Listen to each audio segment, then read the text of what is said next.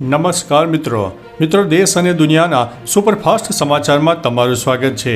અમરેલીના જાફરાબાદમાં છેલાણા ગામ નજીક હડકાયા શિયાળનો આતંક જોવા મળ્યો છે। હડકવા ઉપડતા શિયાળે એક મહિલા સહિત 3 ગ્રામજનોને બચકા ભરીને ગંભીર રીતે ઘાયલ કર્યા। હુમલામાં ગંભીર રીતે ઘાયલ મહિલાને તાત્કાલિક સારવાર માટે અમદાવાદ ખસેડવામાં આવ્યા। અન્ય 2 ઇજાગ્રસ્તોને સ્થાનિક સ્તરે સારવાર આપવામાં આવી રહી છે। લોકોને બચકા ભર્યા બાદ થોડા સમયમાં શિયાળનું પણ મોત થયું છે। મિત્રો, અન્ય મહત્વના સમાચારની વાત કરીએ તો ખાતરની ઉપલબ્ધતા સુનિશ્ચિત કરવા માટે કંટ્રોલ રૂમ શરૂ કરવામાં આવ્યો છે। ખાતરની અછતને લઈને સુરેન્દ્રનગર જિલ્લામાં કંટ્રોલ રૂમનું આયોજન કરવામાં આવ્યું છે। આ કંટ્રોલ રૂમ જિલ્લાના તમામ વિસ્તારોમાં દરેક પ્રકારના ખાતરનો પૂરતો જથ્થો ઉપલબ્ધ રહે અને ખેડૂતોને કોઈ મુશ્કેલી ન પડે તે સુનિશ્ચિત કરશે। કંટ્રોલ રૂમમાં ખેડૂત તાલીમ કેન્દ્રની બિલ્ડિંગ સુરેન્દ્રનગર ખાતે કંટ્રોલ રૂમ કાર્યરત છે, જેના નંબર 02752 284477 રાખવામાં આવેલો છે।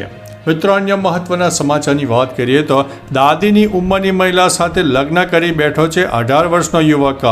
બિહારના ભાગલપુરના ગોગા વિસ્તારમાં 50 વર્ષીય મહિલાએ 18 વર્ષના યુવક સાથે લગ્ન કર્યા હોવાનો વિવાદાસ્પદ મામલો સામે આવ્યો છે। 3 પુત્રીઓ, 1 પુત્ર અને નાતી અને પૌત્રો હોવા છતાં મહિલાએ પક્કીસરાય ગામના કન્હઈ સાથે લગ્ન કર્યા છે અને હવે ત્યાં પત્ની તરીકે રહે છે। મહિલાની દીકરીએ પોલીસમાં ફરિયાદ કરીને માતાને ઘરે પરત લાવવાની વિનંતી કરી છે। પરિવારના લોકો આ સંબંધથી દુઃખી છે। મિત્રો, અન્ય મહત્વના સમાચારની વાત કરીએ તો યુવક ભૂલથી સરહદ પાર કરીને પાકિસ્તાન પહોંચી ગયો। પંજાબના ફિરોઝપુર જિલ્લાના એક ખેડૂતને પાકિસ્તાનમાં 1 મહિનાની જેલની સજા ફટકારવામાં આવી। 23 વર્ષીય ખેડૂત અમરુલપાલ સિંહ અજાણતા પાકિસ્તાન પહોંચી ગયા। પાડોશી દેશની એક કોર્ટે તેને 1 મહિનાની જેલની સજા ફટકારી છે। તેના પિતા જુગરાજસિંહે શનિવારે કેન્દ્ર અને પંજાબ સરકારને તેમના પુત્રને ભારત પરત લાવવા માટે યોગ્ય પગલાં લેવા માટે વિનંતી કરી છે। મિત્રો, અન્ય મહત્વના સમાચારની વાત કરીએ તો 5 દિવસ સુધી ફસાયો પાણીમાં। ચીનમાં એક ચોંકાવનારી ઘટના સામે આવી છે, જેમાં એક મરજીવો 5 દિવસ અને 5 રાત સુધી પાણીમાં ગુફામાં ફસાયો હતો। આ પછી તેને કોઈક રીતે જીવતો બચાવી લેવામાં આવ્યો છે અને તેનો જીવ બચી પણ ગયો છે। આ શખ્સનું નામ વાંગ છે।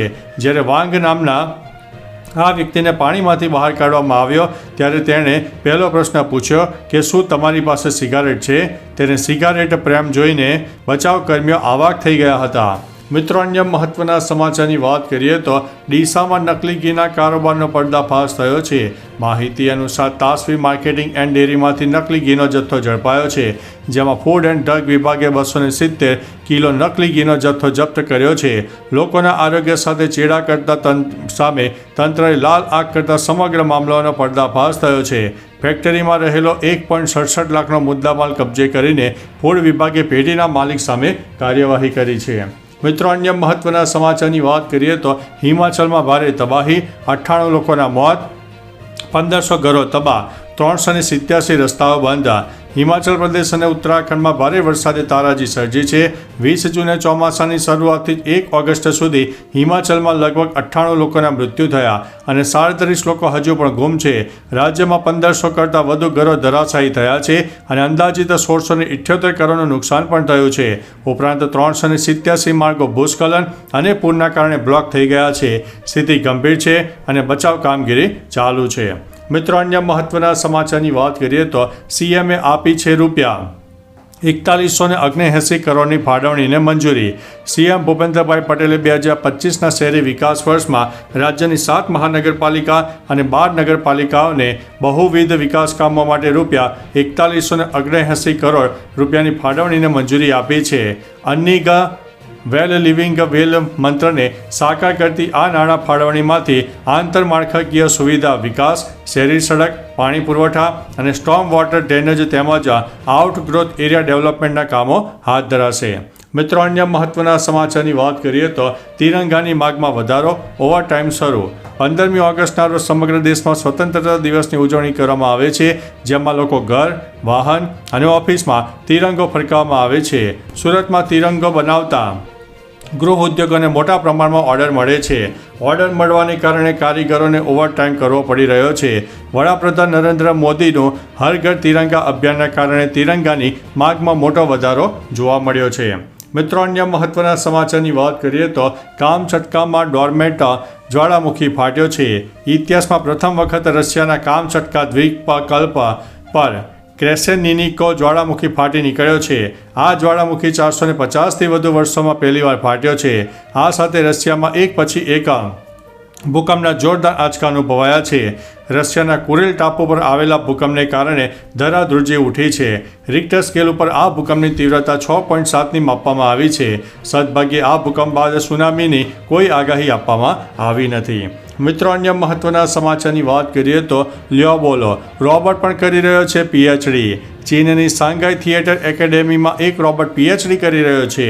જીયુબા 01 નામનો આ રોબોટ જે 1.75 મીટર ઊંચો છે અને 30 કિલોગ્રામ વજન ધરાવે છે તે ચાઇનીઝ ઓપેરા ઉપર પીએચડી કરશે. ખાસ વાત તો એ છે કે સિલિકોન સ્કિનને કારણે રોબોટના ચહેરા પર હાવભાવ પણ દેખાય છે.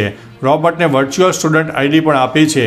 આ રોબોટ પ્રોફેસર યાંગ કિંગના માર્ગદર્શન હેઠળ સ્ટેજ પરફોર્મન્સ, સ્ક્રિપ્ટ રાઇટિંગ અને સેટ ડિઝાઇનનો અભ્યાસ કરશે. મિત્રો અન્ય મહત્વના સમાચારની વાત કરીએ તો જૂનાગઢમાં ભાજપમાં આંતરિક વિવાદ, રિવરફ્રન્ટ ઉપર આક્ષેપોની બોમ્બ વર્ષા. જૂનાગઢના માણાવદર શહેરમાં ભાજપનો આંતરિક વિવાદ જાહેરમાં આવ્યો છે. રિવરફ્રન્ટ પ્રોજેક્ટને લઈને વિવાદ વકર્યો છે, જેમાં વિધાનસભા ઇન્ચાર્જ દિનેશ ખાટરે પૂર્વ કેબિનેટ મંત્રી જવાહર ચાવડા સામે ગંભીર આક્ષેપો કર્યા છે. દાવો કરવામાં આવ્યો છે કે રિવરફ્રન્ટના નિર્માણ દરમિયાન ઠેકેદારોને પૈસાની હેરાફેરી કરી છે. ખાટરિયાએ ઉમેર્યું છે કે નગરપાલિકા આ રિવરફ્રન્ટનો કબજો લેવા તૈયાર છે. મિત્રો અન્ય મહત્વના સમાચારની વાત કરીએ તો નર્મદા ડેમમાં 79.66% પાણીનો જથ્થો જોવા મળ્યો છે, જ્યારે ઉત્તર ગુજરાતમાં 15 ડેમમાં 62.26%, મધ્ય ગુજરાતમાં 17 ડેમમાં 77.64% અને 4 ડેમ છલકાયા છે. દક્ષિણ ગુજરાતમાં 13 ડેમમાં 67.90% પાણી અને 6 ડેમ છલકાયા છે. કચ્છમાં 20 ડેમમાં 55% પાણી અને 3 ડેમ છલકાયા છે. સૌરાષ્ટ્રમાં 141 ડેમ છે, જેમાં 66.6% પાણી, 17 ડેમ છલકાયા છે. મિત્રો અન્ય મહત્વના સમાચારની વાત કરીએ તો ભારતને મળ્યો ખજાનો, ચીનને લાગશે ફટકો. કોલસા અને ખાણ મંત્રી જી કિશન રેડ્ડીએ 28 જુલાઈ 2025ના રોજ સંસદમાં માહિતી આપી હતી. મધ્યપ્રદેશના સિંગારૌલી કોલસા ક્ષેત્રમાં દુર્લભ પૃથ્વી તત્વો મળી આવ્યા છે. ભારતમાં દુર્લભ ખનિજોનો ભંડાર મળવો એ બહુ મહત્વની વાત છે, કારણ કે આ ધાતુ પર ચીનનો અધિકાર છે. ભારતમાં મળેલા ભંડારથી દેશના ઇલેક્ટ્રોનિક્સ, પરિવહન અને ગ્રીન એનર્જી ઉદ્યોગો દુર્લભ પૃથ્વી માટે ચીન પરની નિર્ભરતાનો અંત લાવશે. તો ચાલો મિત્રો, ફરીથી દેશ અને દુનિયાના સુપરફાસ્ટ સમાચાર લઈને મળતા રહીશું. ત્યાં સુધી અમને રજા આપશો. નમસ્તે.